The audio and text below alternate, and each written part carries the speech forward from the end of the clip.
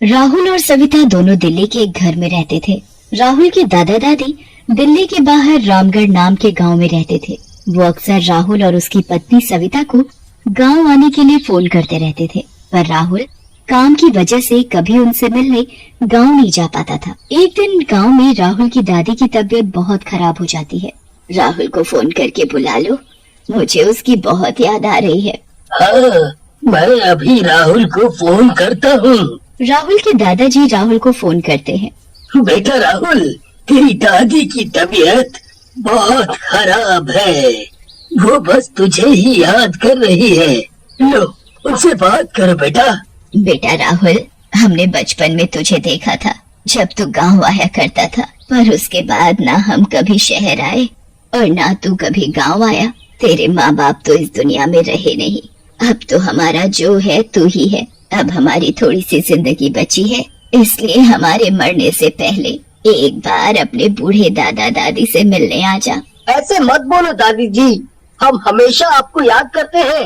आपके साथ बिताया हुआ बचपन मैं कैसे भूल सकता हूँ। माँ बाप के बाद अब आप दोनों ही तो हो। आप चिंता मत करो, मैं आज ही ऑफिस का सारा काम करके रात को गांव के लिए निकलता हूँ।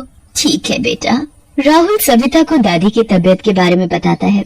आपको जाना चाहिए, मैं तो अपनी प्रेगनेंसी के चक्कर में सफर नहीं कर सकती, पर आप तो जा ही सकते हो। हाँ सविता, मैं सोच रहा हूँ कि आज रात को ऑफिस से सीधा गांव चला जाऊँ। हाँ, ये सही रहेगा। राहुल ऑफिस चला जाता है, पर ऑफिस में काम करते करते उसे बहुत देर हो जाती है। रात के करीब 12 बज जाते हैं और तभी राहुल की बीवी का फोन आता है। हेलो राहुल, क्या हुआ? इतनी देर हो गई है, गांव के लिए कब निकलोगे? बस निकल रहा हूँ, ऑफिस में आज बहुत काम था। ठीक है, आप ध्यान रखना और गांव पहुंचकर फोन करना। राहुल ऑफिस से निकलकर अपनी बाइक स्टार्ट करता है और गांव के लिए निकल पड़ता है। राहुल करीब 10 किलोमीटर ही आगे निकला होता है कि तभी उसकी बाइक बंद हो जाती है। ओहो, अब ये क्या आफत आ गई। राहुल चेक करता है तो पता चलता है कि बाइक में पेट्रोल खत्म हो गया है। ओह शिट, इसमें तो पेट्रोल खत्म हो गया। मैं भी कितना भुलक्कड़ हूँ जो इतना जरूरी काम भूल गया और इसमें पेट्रोल ही नहीं डलवाया। अब तो लगता है मुझे गांव बस से ही निकलना पड़ेगा। राहुल बाइक को धक्का मारकर पास ही के एक बस स्टॉप पर खड़ी कर देता है और खुद भी वहीं बैठकर बस के आने का इंतजार करने लगता है। यहाँ कितना सन्नाटा है और ये कितना अजीब बस स्टॉप है। राहुल इस बात से बिल्कुल अनजान होता है कि वो एक भूतिया बस स्टॉप है और वहाँ सालों से कोई भी आता जाता नहीं है।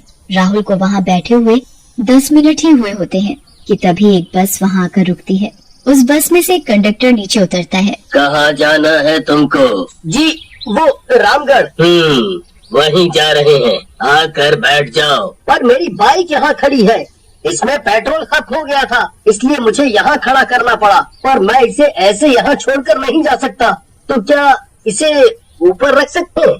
कंडक्टर एक हाथ से बाइक उठा लेता है और उसे बस की छत पर रख देता है। राहुल उस कंडक्टर को ऐसे बाइक उठाते देख हैरान हो जाता है। ये भगवान, ये आदमी इतनी भारी बाइक एक हाथ से कैसे उठा सकता है? कंडक्टर बस के अंदर चढ़ जाता है और राहुल को अंदर बैठने को बोलता है। राहुल जैसे ही बस में चढ़ता है तो देखता है कि बस में ड्राइवर और कंडक्टर के अलावा कोई भी नहीं है। राहुल चुपचाप जाकर एक सीट पर बैठ जाता है। राहुल के दिमाग में अभी भी वही बाइक वाली बात घूम रही होती है। तभी अचानक पीछे से आवाज आती है। सबसे पीछे वाली सीट पर दरअसल एक चुड़ैल बैठी हुई होती है और वो बस भूतों से भरी हुई होती है। भैया, जरा बस को रोक दो, मेरा स्टॉप आ गया है।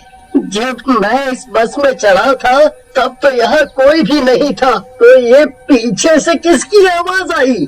राहुल बहुत डर जाता है, पर उसकी बिल्कुल भी हिम्मत नहीं होती कि वो पीछे मुड़कर एक बार देख ले। चुड़ैल धीरे धीरे चलकर राहुल के पास से गुजरती है और तभी राहुल डर के मारे अपना मुंह खिड़की की तरफ कर लेता है। उसके बाद जब वो खिड़की के शीशे में उस चुड़ैल को देखता है तो डर के मारे उसके पसीने छूट जाते हैं। हे भगवान, ये मैं कहाँ आ गया? अब मैं क्या करूँ? हाँ, अब बस मुझे हिम्मत रखनी होगी और चुपचाप इसी बस में बैठे रहना होगा। बस रुक जाती है और चुड़ैल बस से नीचे उतर जाती है। उसके बाद राहुल को थोड़ी राहत मिलती है, पर उसे क्या पता था कि उसके पीछे पूरी बस में भूत और चुड़ैल बैठे हैं। राहुल मन ही मन हनुमान चालीसा पढ़ने लगता है और सोचता रहता है कि वो इस मुसीबत से कैसे निकले। राहुल आंखें बंद करके बैठ जाता है, पर तभी पीछे से एक भूत उसके कंधे पर अपना हाथ रख देता है। राहुल की झट से आंख खुल जाती है। वो अपने कंधे पर एक हाथ देखता है जिसके बड़े बड़े नाखून होते हैं। अरे भाई, क्या थारे पास बीड़ी मिलेगी? राहुल और ज्यादा डर जाता है और एक बार भी पीछे मुड़कर नहीं देखता कि किसने उसके ऊपर हाथ रखा हुआ है। हे भगवान, मुझे बचा लो। क्या हो गया भाई? तड़े जवाब ना दिया है? एक बार जरा पीछे मुड़ कर तो देख ले। नहीं नहीं, मेरे पास कोई बीड़ी नहीं है। अच्छा, तो ये भी मैं के पीऊंगा थारा खून? राहुल अपने कंधे पर रखे उस भूत के हाथ को हटाने ही वाला होता है कि तभी वो हाथ अचानक खुद ही गायब हो जाता है। राहुल फिर ड्राइवर को आवाज देता है। अरे भाई साहब, ये रामगढ़ कितनी देर में आएगा? जब इस बस की सारी सवारी उतर जाएंगी तब तुम्हारे रामगढ़ का बस स्टॉप भी आ जाएगा। आखिर कौन और कितनी सवारी है इस बस में? मैं जब बैठा था तब तो यहाँ कोई भी नहीं था, और ये ड्राइवर ऐसी बातें क्यों कर रहा है जैसे इसे सब पता है? कहीं ये भी तो कोई भूत नहीं है? राहुल झांक कर ड्राइवर की शक्ल शीशे में देखने की कोशिश करता है। राहुल का शक सच में बदल जाता है जब वो शीशे में ड्राइवर के चेहरे की जगह एक भूत का चेहरा देखता है। मतलब इस बस में सभी भूत हैं, कोई भी इंसान नहीं है। मैं कभी भी इस बस से निकल भी पाऊंगा या नहीं? एक काम करता हूँ, सविता को फोन करके उससे मदद मांगता हूँ। राहुल सविता को फोन मिलाता है पर फोन में नेटवर्क ही नहीं आ रहे होते। यहाँ तुम्हारा फोन नहीं मिलेगा। अच्छा होगा इसे अपनी जेब में वापस रख लो। इसको कैसे पता चला कि मैं फोन मिला रहा हूँ? इसका मुंह तो आगे की तरफ है, तो इसे कैसे पता पीछे क्या हो रहा है? इसका मतलब तो यही है कि ये कंडक्टर भी एक भूत है। बोला ना, फोन अंदर रख लो। हाँ, वो तो बस में ऐसे ही फोन देख रहा था। मुझे सब पता है कि तुम पीछे बैठकर क्या कर रहे हो। राहुल फटाफट फोन जेब में वापस रख लेता है और तभी बस झटके से रुक जाती है। चलो चलो, जल्दी से सब लोग बस से उतर कर खा पी लो। राहुल बस की खिड़की के बाहर झांकता है तो बस एक ढाबे पर रुकी हुई होती है। सारे भूत और चुड़ैल जल्दी जल्दी बस से उतरने लगते हैं। राहुल चुपचाप बस खिड़की के बाहर देखता रहता है। उसे महसूस होता है कि लोग उसके पास से निकलकर जा रहे हैं और बस से उतर रहे हैं। चलो अब तुम भी उतरो और कुछ खा लो और चुपचाप वापस आ जाना। मैं बस जा रहा हूँ। राहुल को कुछ समझ नहीं आता और वो डरता हुआ बस से नीचे उतर जाता है। उसे वहाँ बहुत से लोग खाना खाते हुए दिखते हैं। सभी लोगों के खाने की प्लेट में कटी हुई उंगलियां, आंखें, हाथ और जाने क्या क्या रखा हुआ होता है और वो लोग मजे ले लेकर उसे खा रहे होते हैं। राहुल दूसरी तरफ देखता है तो उसकी नजर एक आदमी पर पड़ती है जो बड़ी सी कढ़ाई में कटी हुई मुंडियां तल रहा होता है और वो मुंडियां जोर जोर से चिल्ला रही होती हैं। राहुल वहाँ से भागने की सोचता है पर फिर उसे कंडक्टर की बात याद आ जाती है। राहुल चुपचाप एक टेबल पर जाकर बैठ जाता है। इस ढाबे में भी सब भूत ही हैं। मैं अकेला इन भूतों से कैसे बच पाऊंगा? अब तो ऐसा लगता है मैं कभी अपने गांव नहीं पहुंच पाऊंगा। आपको क्या चाहिए? नहीं नहीं, मुझे कुछ नहीं चाहिए। लेना तो पड़ेगा, यहाँ आकर बिना खाए नहीं जा सकते।